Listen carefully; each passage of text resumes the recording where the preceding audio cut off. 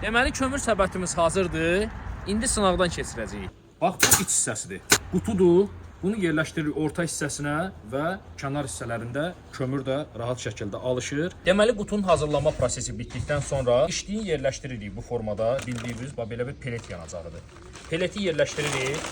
İdeal quyu kömürlərdir, vələs kömürlərdir. Həm uzun müddətli yanma qabiliyyəti var, həm də olduqca ideal dad vermə qabiliyyəti.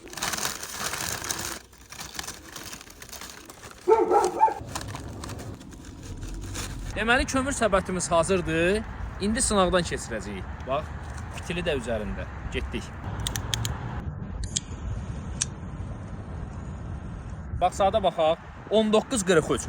Tam hazır olanda saatı göstərəcəm sizə. Bax. Bax, deməli saat 20:01-dir. Görürsünüz? Rovna 16-17 dəqiqə içində. Bax, kömür fikir verin. Bax, kömürümüz hazırdır. İşlərimiz də hazır. Getdik.